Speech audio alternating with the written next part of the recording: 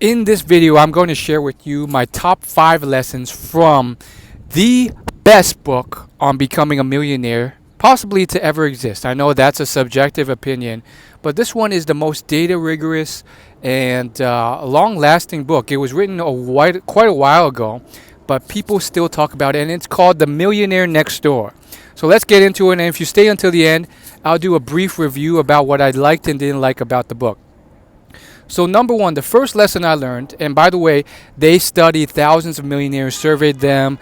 They did all this statistical analysis to find patterns.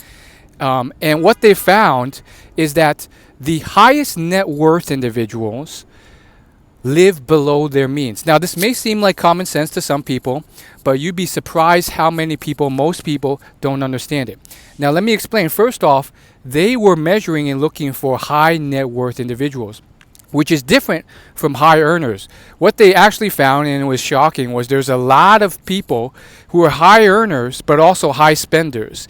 And so by the time they retired, or by the end of every year, they were basically broke again, and they were forced to basically continue their job. And it was tragic. Their only constraint they had was how much they could earn, because that was the only constraint to how much they could spend. As you can imagine, that leads to a terrible time in accumulating wealth.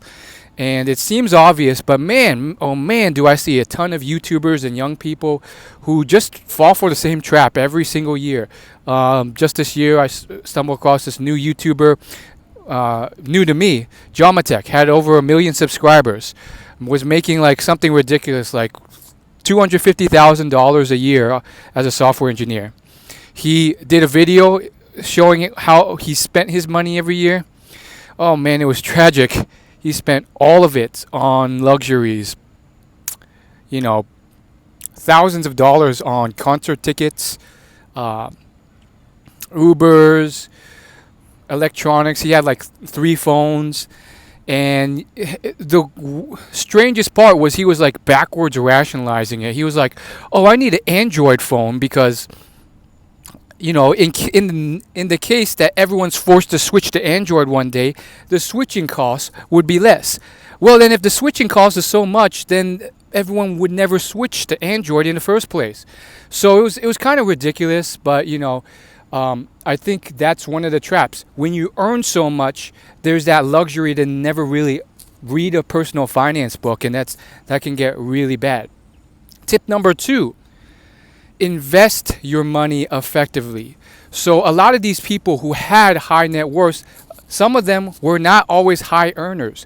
What they did was, with their modest incomes, they invested a sizable portion every year as a household into areas that could grow their money in safe or sometimes not so safe, but effective, reliable ways. Usually it was fairly safe, reliable, something they could control or something that they had faith in. Sometimes that was their own business. And a lot of these people had small, mundane businesses that just helped them generate money and grow their money, or they put it into retirement savings.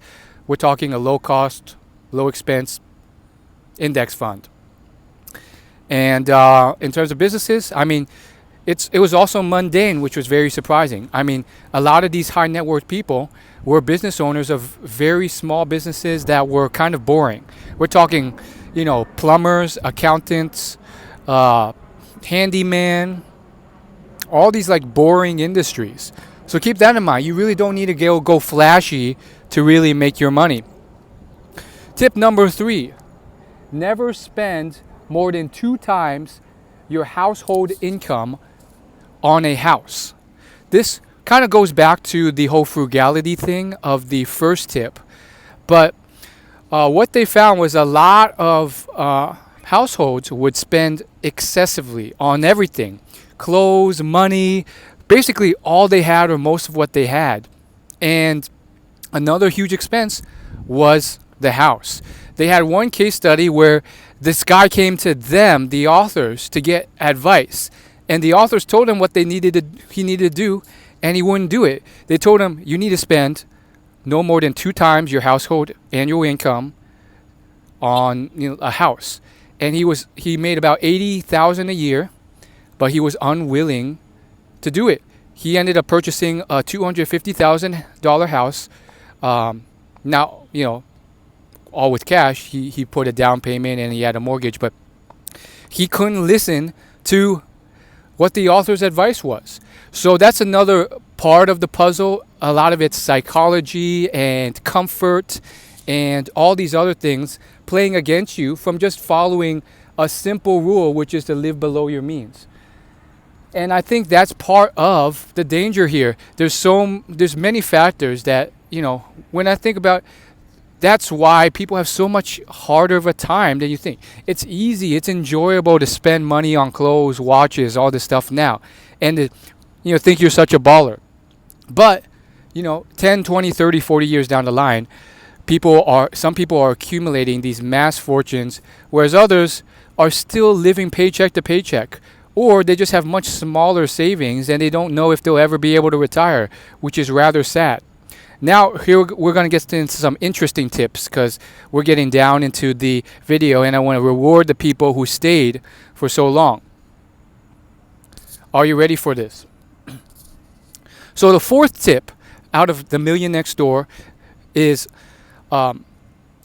make sure that you spend an allocated time per week, per month on budgeting, tracking your money, assessing it, reviewing it, and planning for the future. Maybe it sounds boring, maybe it sounds obvious, but I'm telling you, they did all these surveys and studies, and they found that a lot of the other people who were failing to build high net worths, especially the high earner group, failed to do this. The high earner, low net worth group in this book was the most tragic group by far. There was many people in that group that were making multiple six figures, and yet when their numbers were crunched and when they looked at their survey results, these were the people who never spent any time being frugal, any time tracking or considering their finances or planning for the future or being frugal. And the result was obviously a bad time. It's also worth noting that through their research statistics, they found that for every one physician, one doctor who was a high net worth, high earner, there were two who were basically in a tragic situation. We're talking high earners with no net worth. And that gets into the whole status and lifestyle dynamic. And that's the fifth point. The fifth tip is about really being smart enough, being humble enough, being not tied to the external world enough so that you don't have to have this high status and income. The book dives into some detail about why certain categories of people, doctors in particular, have some of the highest rates of low net worth, even despite their high earnings. And doctors are one of the highest categories, and they assert one of the main reasons is likely because the culture, the expectations and perspectives placed on these physicians makes them feel like they need to or want to show off and assume a high earner lifestyle. And usually that leads to all sorts of things that you shouldn't do. This is kind of a bonus tip under tip 5, but a part of that is about choosing a neighborhood where most of your neighbors earn less than you, not more than you. They found that a lot of these doctors and high earners, low net worth people lived in these lavish neighborhoods. And when the average earning power of every person in that neighborhood is very high, they feel compelled, they feel the need to buy these expensive stuff and show off and assume that similar lifestyle. So, some people might argue, it popped into my mind, well, what about that whole saying about, you're the average of the people you should be around? So shouldn't you be around millionaires to, be like them and learn how to earn more? Sure, you can do that in business networking events. You could do that in your career. But in your home, in your lifestyle, in the way that you live, no, move to a poor neighborhood. Move to a neighborhood where you're poor. This actually even touches on the science of happiness. I've read a few books on the science of happiness, and they have found those who live in neighborhoods with average higher earning power to be more miserable, because you're always comparing and judging and feeling inadequate, even if you're already rich, because everyone around you in your local vicinity and site is richer than you. So don't do that. Live in a poor neighborhood and you will be good. Now, for my brief review about the book, I think it was fantastic. I think it's a book that I read every couple years for a reason, because it's so good and you don't want to forget the facts and you might learn something new. I think everyone should read the book if they want to become a millionaire. And I know there's some hustlers, some people here who will follow the right way. It's such a tragedy that so many people continue to follow the wrong way. And you see all these people on YouTube and so forth, Rice Gum as an example, who just, I don't think they've ever read a personal finance book, or maybe they've read one, but that's it, or two, and that's it, cover to cover. And that's why they just spend lavishly and they show it off. I think the one, those are all the good things. The one thing I would say could be an area of blind spot that the book never covered was basically just, well, why do people do this stuff? Are there any benefits of it? And when you dive into, human psychology, signaling, and all that stuff, I think there are some benefits and reasons, whether people know it intuitively or not, that they do it. Sometimes it's human nature. Rice Gum flaunting his mansion and his expensive clothing, part of that's just natural male ego and almost without thinking. But there's also, cognitive conscious reasons for this that are benefits. For example, it's enjoyable, it's fun, it's better to drive a Lamborghini than drive a random car. It's more fun to live in a mansion than a regular house. It's more fun to spend on vacations and travel and live a lavish lifestyle now, rather than suffer and wait for later. At least that's what most people think, because they're very short-sighted and they can't defer pleasure until later.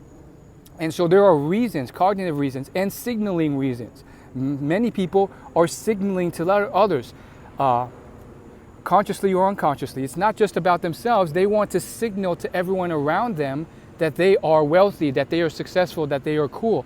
They either want approval from other people, strangers or friends, that they are the man or the woman or like superstar, or they want to signal and attract people by putting themselves at a higher status, saying, hey, look how amazing I am, look how rich I am.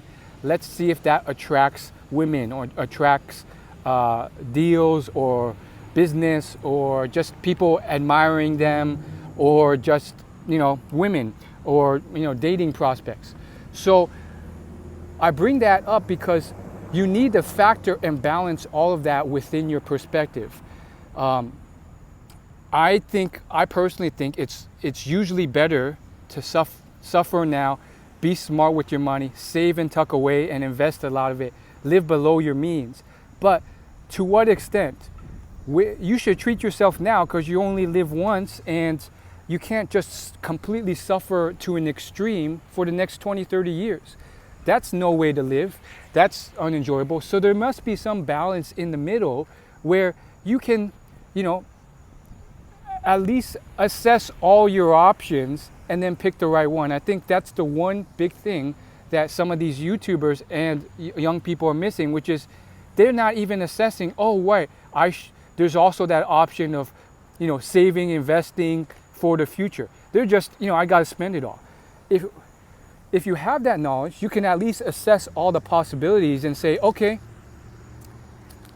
I know that's also out there. I can save and invest it, but I'm going to spend a little and then save a little as well. Or I'm just going to spend a little. At least you have all the options and you can assess it, rather than just go off that one option because that's how you feel, not even knowing the whole realm of financial independence that exists with some proper planning and budgeting. So with all that being said, I think there should be some middle ground, and I think the book is just super hyper focused, if you ever read it, on kind of attaining that high net worth status. And I think Warren Buffett, I think he said this in like a shareholder meeting. I've watched all of them. He's done like 40 shareholder meetings, but I think it was one in the 80s. And he basically said there's a he doesn't believe in extreme frugality. There is, a point where it's not worth it.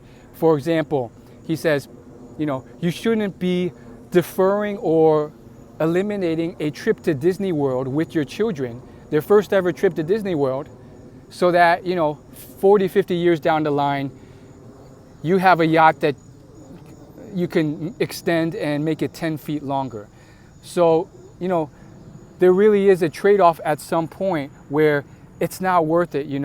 That Disney trip could be priceless, a priceless memory for your children and you. And then that yacht, although, it's the cost and the cost to extend that yacht is many times that initial investment of the Disney trip, was that really worth all that, delaying and eliminating? So that's not always the case. I think most of the time it's the opposite. People are, choosing not to save any now and just splurging on trips to, Burning Man, trips to Coachella, and having zero in the bank to save, which means in the future when they're, 60 years old, 70 years old, they realize, oh shoot, I have like barely any savings for retirement, and now I'm going to have to work until I'm 90 or live off, barely any money. So, I think there is a balance there, and I think, the best of us, the smartest of us, will be able to strike that. And you don't really need to be that smart. It's not about being the smartest in the world. It's just about being smarter than most of these other people who are, really ignorant about this stuff, and I think it's going to cost them in the long run. So maybe there's a balance. Maybe you can enjoy some things within reason now while still saving a significant amount.